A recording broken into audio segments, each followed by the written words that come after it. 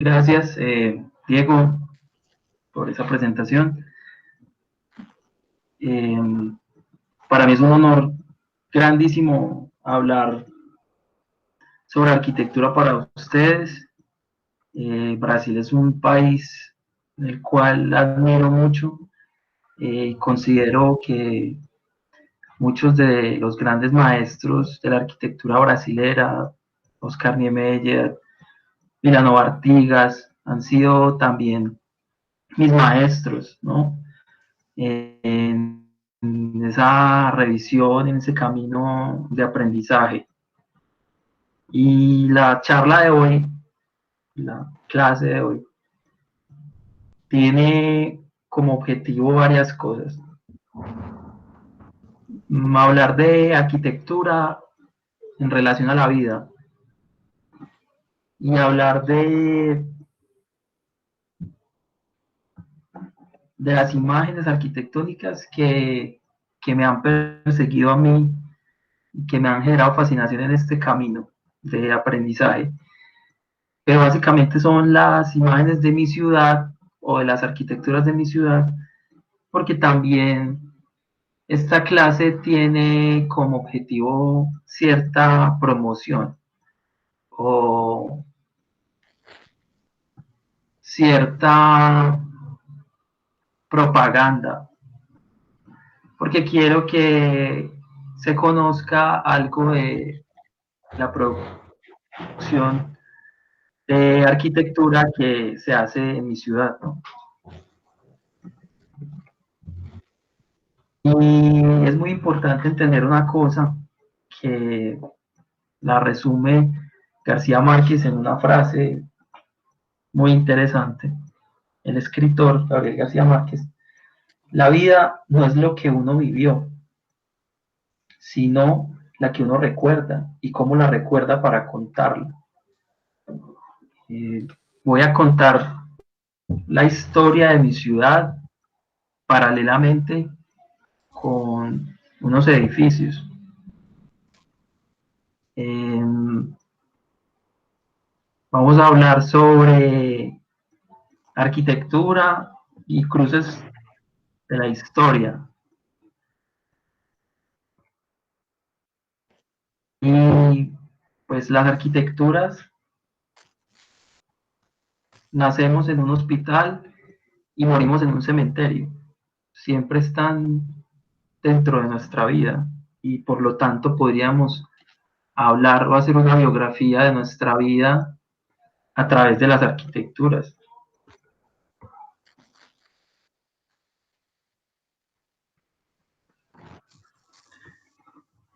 Vamos a hacer un recorrido breve por la historia de la ciudad con cierta imprecisión, porque también es la manera como lo quiero contar y la manera como las imágenes y la memoria funcionan. Cada vez que recordamos una cosa, la recordamos con cierta imprecisión. Y Medellín, mi ciudad de nacimiento, es una ciudad planificada bajo los criterios de la Carta de Atenas por el urbanista Wiener Dysert, por los urbanistas Wiener Dysert. Y básicamente es una ciudad alineada con un río rectificado, diseñada para tener 100 calles y 100 carreras, 100 cruces de calles, y llegar a su límite de 100 calles en 50 años.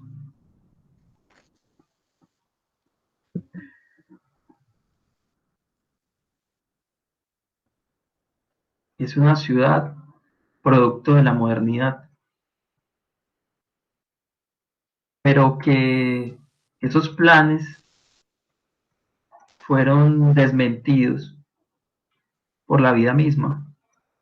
Medellín llega a 100 calles y a 100 carreras en menos de 20 años. Y una ciudad que fue planificada en un valle se sube a las montañas, se convierte en una ciudad que es 70% producto de la arquitectura informal, de las arquitecturas de invasión,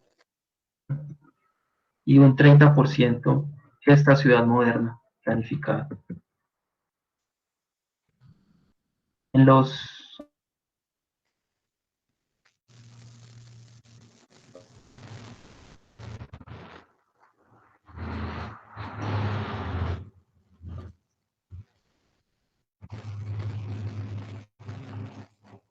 años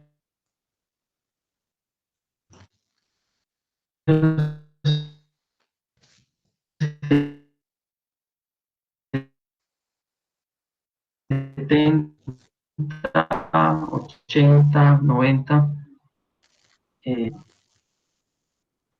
morales, éticas, y muchos de los arquitectos que querían no tener problemas con las mafias y con la violencia Julio, ¿te puedes estaban en las empezar universidades. en la parte de lo periódico? Se trabó en la parte de periódico, por favor. Ok, ¿Te puedes volver? Listo, allá. Gracias, amigo. sí. Nuestra ciudad se empieza a poblar por la muerte. En los años 70, 80, 90, aparece esta sombra del narcotráfico y Colombia se vuelve el centro de operaciones de la mafia. Y para nosotros es una vergüenza porque estas estructuras permean el gobierno, permean las instituciones públicas y privadas a un punto tal de que los buenos, las personas que no querían permanecer en esto, tuvieron que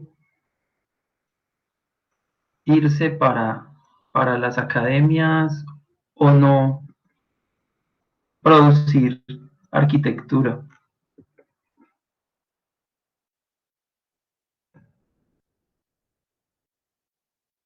Son imágenes donde los que se oponían a estas estructuras eran asesinados.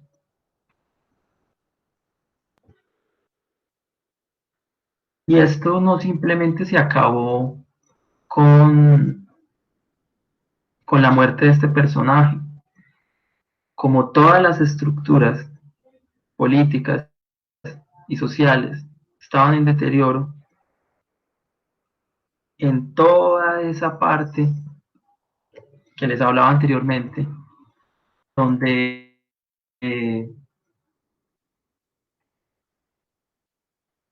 eran espacios de la informalidad, no había presencia estatal.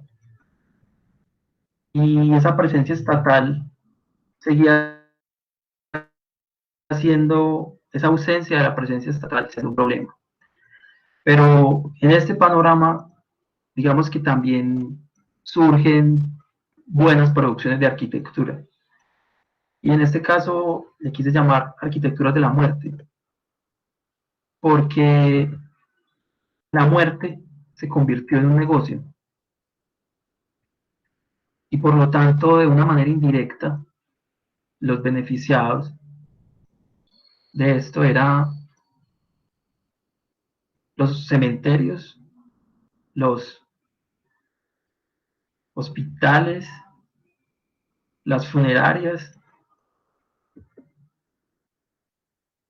y digamos que estas infraestructuras de la muerte, producto de la cantidad de personas que morían diariamente, también permitieron que se desarrollaran dos iconos de arquitectura que para mí son muy importantes.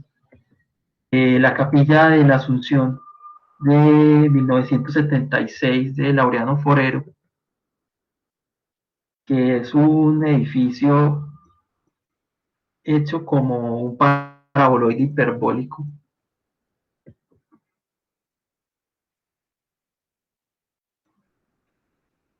Un proyecto hecho en concreto blanco, un objeto singular dentro de un bosque. Se convirtió en la capilla donde se despedían por última vez los que eran muertos a manos de la mafia. Digamos que estas arquitecturas se logran construir gracias a una bonanza, a la bonanza de la muerte. El Templo de las Cenizas en 1997, digamos que esto es posterior a la muerte de Escobar, pero, pero también es producto de esa misma bonanza, de ese conflicto tan grande que hay en la ciudad. Y este edificio es una gran balsa, es una balsa que se lleva las almas hacia el más allá. Y por eso está ese pequeño barquero en el frente, es el barquero que guía la balsa.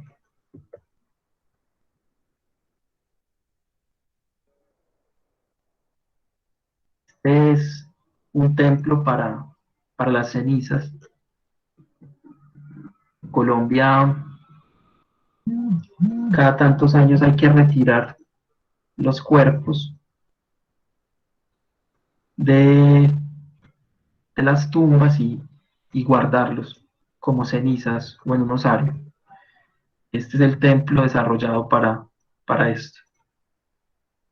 Es una barca llena de luz.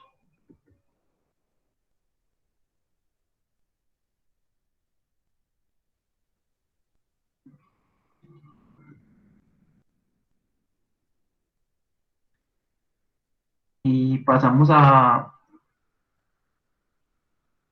otra etapa de arquitectura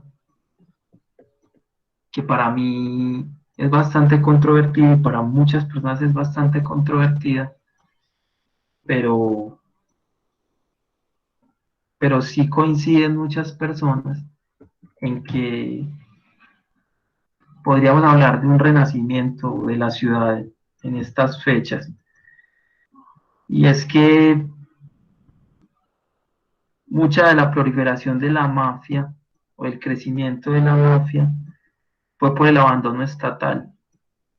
Entonces, la municipalidad decidió llevar infraestructuras a donde nunca hubo presencia del Estado, a las periferias de la ciudad, y generar arquitecturas que detonaran situaciones públicas. Y esa ciudad es el 70%, esa ciudad que se extendió más allá de las 100 calles y 100 carreras, podía tener equipamientos de alta calidad.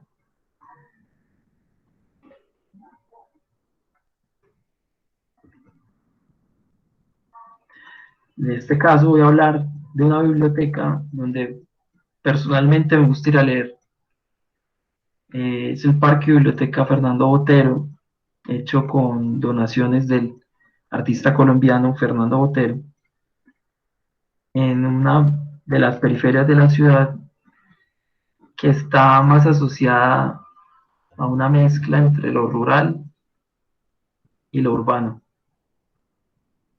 En este caso, Orlando García, que es el arquitecto que diseña esta biblioteca, fue discípulo de Peter Zumthor, fue un pasante de Peter Zumthor durante unos años, y es natural que piense en el negro como una posibilidad de contraste en el paisaje.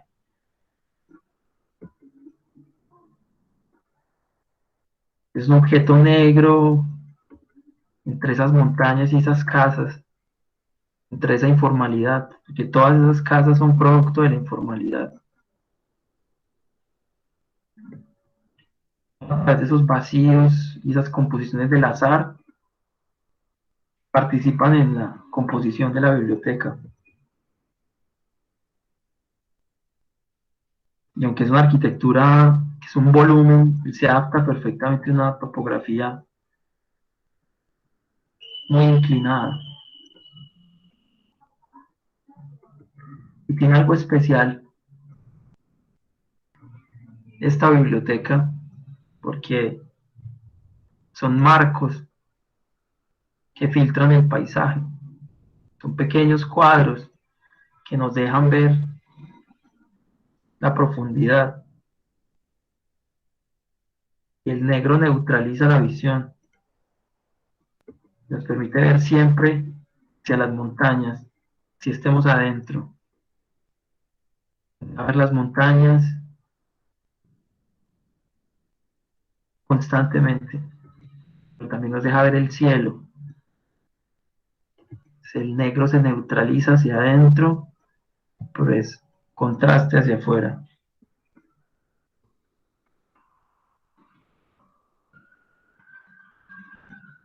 Y siempre nos deja ver algo, la montaña y el cielo. Y las infraestructuras sociales, digamos que es un capítulo, me parece bastante interesante,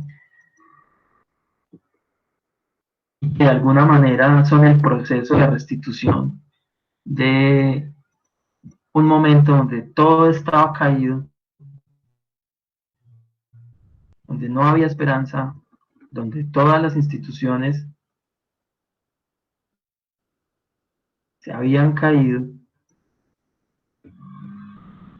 Esa presencia estatal empieza como a tener mucho más fuerza.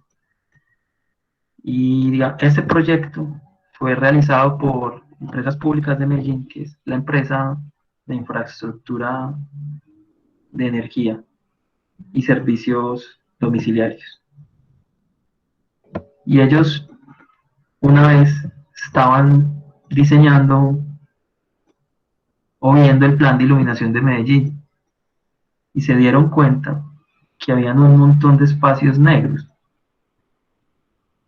dentro del plan, espacios oscuros.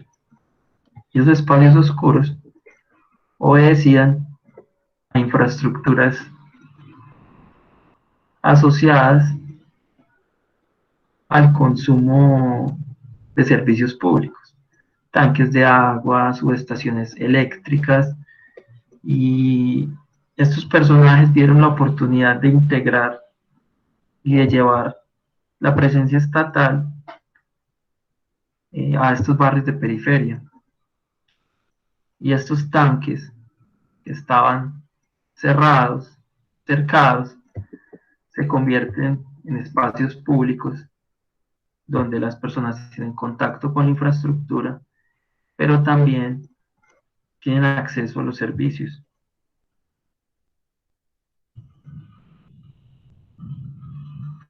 Esta estrategia se replica en todos los barrios de periferia, donde mucha gente vive en una miseria extrema, tiene posibilidades de acceder a Internet y a un espacio público de alta calidad. Y en este caso tengo preferencia por esta UA, que es la UA de la imaginación. UA fue como el nombre de la estrategia, unidad de vida articulada. Para mí es especial este espacio porque fuera de reciclar esa estructura, nos permite ver el paisaje y se convierte en un arco, en un área donde no hay un programa en específico, sino la contemplación.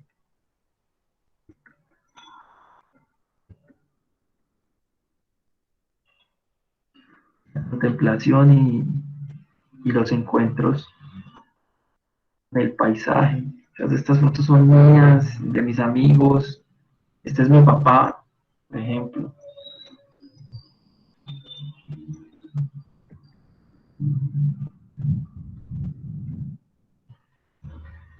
Y otro capítulo que para mí es muy importante es este capítulo que le llamé La Paz.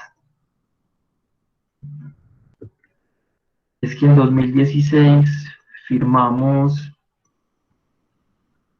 el acuerdo con la guerrilla de las FARC para un cese total de,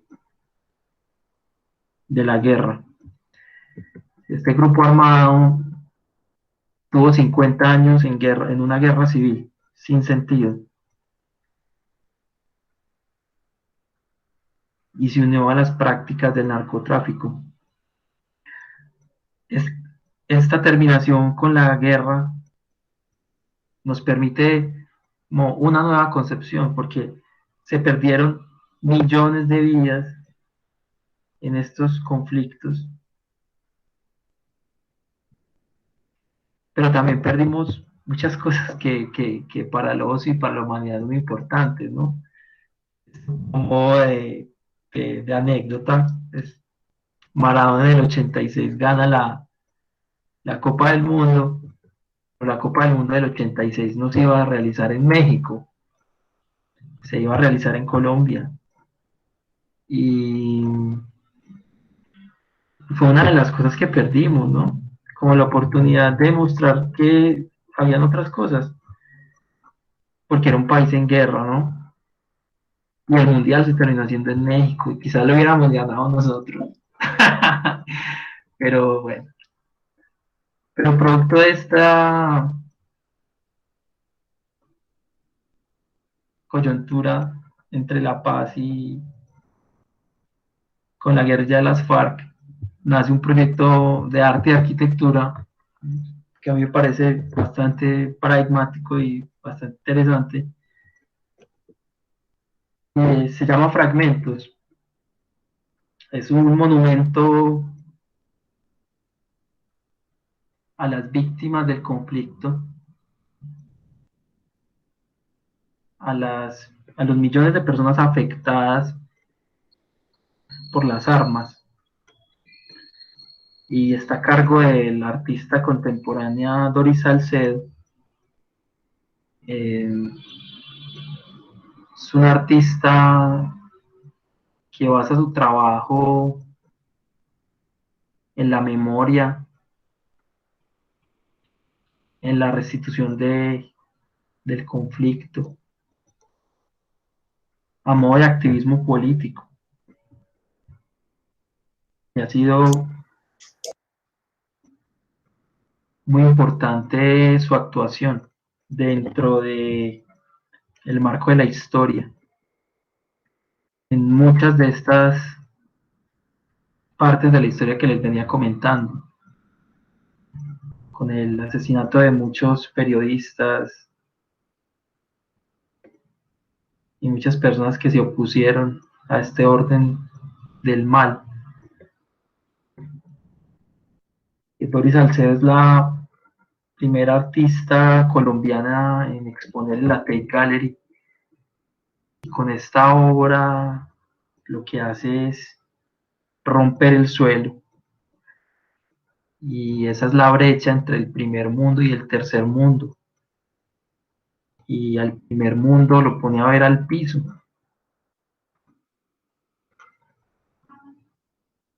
Sutilmente entrega una crítica al mundo.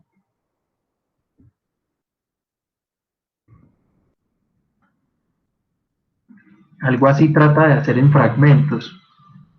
Fragmentos es producto del acuerdo de paz. La guerrilla de las FARC pactó con las Naciones Unidas entregar dos obras de arte para la conmemoración del acuerdo de paz. Una de las obras va a estar en las instalaciones de las Naciones Unidas en Nueva York y la otra obra en Bogotá, Colombia.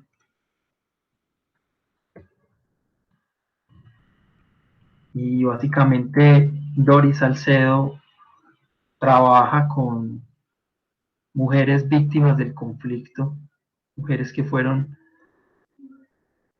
violentadas por la guerrilla de las FARC,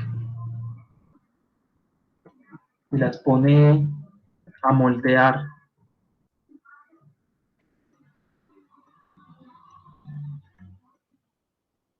los, los moldes del suelo.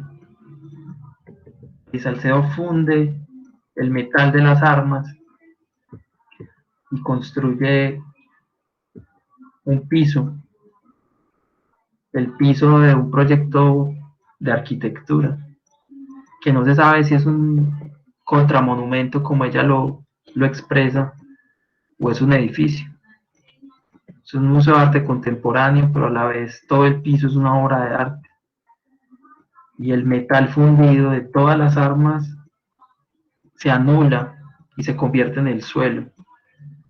Y es una metáfora bastante interesante, porque es anular completamente la acción de la violencia, la acción de las armas, al convertirlo en un piso. Y todo el piso es metal, son las aleaciones producto de la fundición de las armas. Y hace este edificio en una casa en ruinas.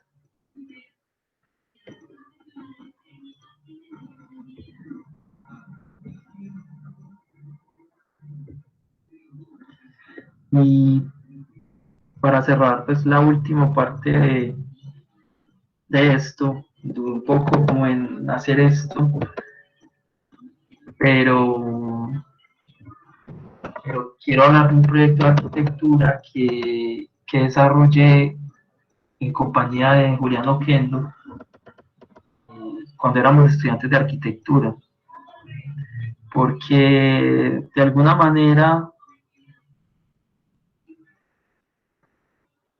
todas estas arquitecturas, esta historia, muchos de esos arquitectos fueron nuestros profesores, muchos de estos edificios son nuestros edificios preferidos, donde vamos a leer, donde vamos a ver el paisaje.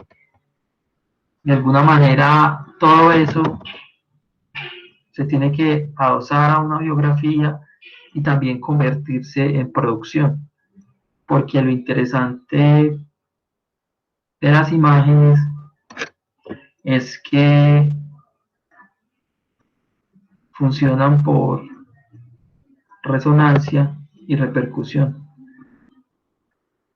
Todas estas arquitecturas resuenan dentro de uno y después se convierten en nuevas arquitecturas.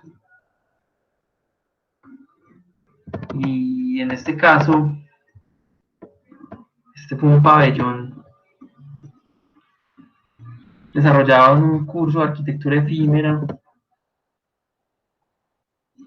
y en principio nos preguntábamos por cuál era la identidad de Medellín, cuál era la identidad de nuestra ciudad.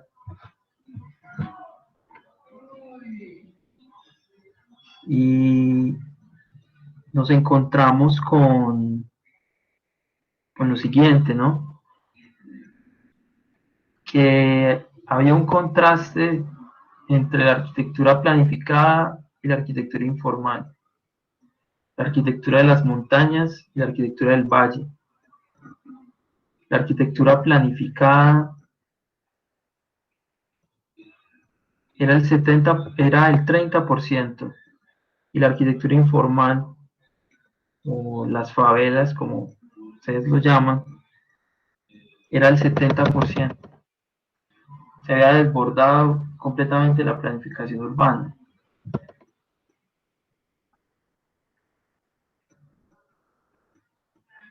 Y, y vimos como importante estudiar estas arquitecturas, visitar estos lugares, caminarlos, hablar con las personas que viven en estos lugares, dibujar sus casas, fotografiarlas y ver belleza donde otros ven caos, belleza donde otros no encuentran virtud. y vimos virtudes en esa arquitectura y la estudiamos como estudiamos a Vilanova Artigas y como estudiamos a Oscar Niemeyer. Y encontrábamos cosas, encontrábamos que había una atmósfera de la, de la, de la necesidad, ¿no? Unas geometrías arquetípicas, un material en deterioro que también componía una atmósfera, unas estructuras en palafitos, y unas intersecciones en, que se generaban a partir de las perspectivas y los puntos de vista.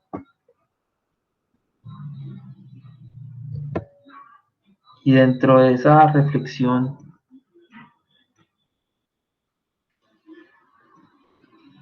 también nos asentamos en que todo en el mundo se da por azar y necesidad. Y tratamos como de empoderarnos de esa idea y contrastar esas dos cosas, lo informal y lo formal. Contrastar la institución con la ilegalidad, o con lo que muchos llaman ilegal, con lo que se invade, como, como los parásitos. Pero todo esto es producto de los conflictos. Esas personas no tienen la culpa de estas cosas. Y esta arquitectura se convierte en la identidad de la ciudad. Una identidad construida por azar y necesidad. Azar de las circunstancias tan difíciles que tuvieron que vivir. Y la necesidad que les hizo establecer un territorio contra todas las fuerzas. Y también quisimos jugar con trasladar lenguajes, trasladar una cosa que nadie quería ver al lugar donde todos quieren ver algo. Entonces decidimos intervenir en un edificio que fue el primer edificio para la alcaldía de la ciudad, y después se queda chico el edificio, se queda pequeño y, y es convertido en un museo. Y a la vez, pues este edificio es símbolo de esa arquitectura producto de la planificación urbana y de este plan piloto del que les hablaba anteriormente. Y experimentamos con formas, con lo que estudiamos de esas casas, hicimos casas y casas y casas y casas y maquetas y muchas cosas, muchos dibujos, como tratando de encontrar atmósferas con esas arquitecturas que habíamos estudiado.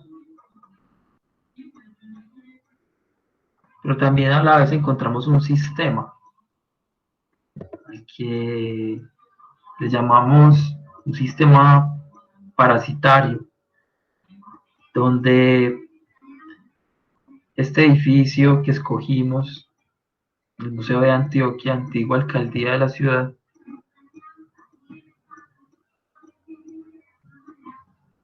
es invadido por una arquitectura informal y a la vez esas dos arquitecturas se vuelven simbióticas o se relacionan.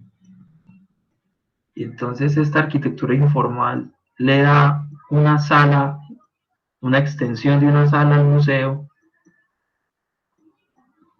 y este museo le da a nuestra arquitectura la accesibilidad a los servicios públicos, a la luz, al agua, como pasa en, normalmente en esas casas de montaña. Y esta intervención efímera se vuelve como una lucha de pesos entre lo formal y lo informal, y logramos como constituir una escala y una proporción justa para que las dos cosas no pelearan, pero a la vez contrastar, como en uno de los lugares públicos más importantes de la ciudad, esa arquitectura de las montañas, o esa arquitectura informal. Y lo hacíamos de una manera muy delicada, simplemente desmontábamos algunas de las ventanas que tienen una dimensión como el tamaño de una puerta, y poníamos una arquitectura, una casa, otra casa, otra casa, otra casa, otra casa, otra casa. Y esas casas se sostenían con palafitos, con estructuras delgadas, como lo hacen las arquitecturas de las montañas. Simplemente con dos puertas y estas estructuras lográbamos tener un parásito, y ese parásito lo cubríamos de una piel. Esa piel era construida a través de maderas recicladas, maderas encontradas en basureros, porque queríamos hacer una construcción producto del azar y de la necesidad.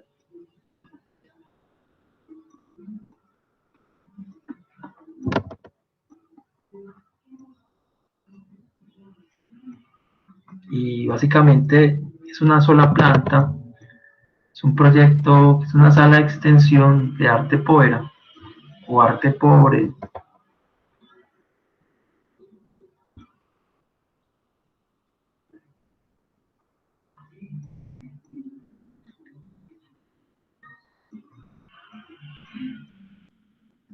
Tenemos algunos modelos que hablan sobre esa materialidad, pero también como ese contraste entre ese edificio pesado y ese edificio ligero. Un proyecto hecho a través de los contrastes, formalidad, informalidad, ligereza y pesadez. Y una de las cosas que logramos fue reproducir esa atmósfera que nos parecía tan bella de la arquitectura de las montañas, pero también como modo de crítica y de acto político, de darnos cuenta que esa es la identidad de nuestra ciudad, que el 70% de las personas viven en estas condiciones.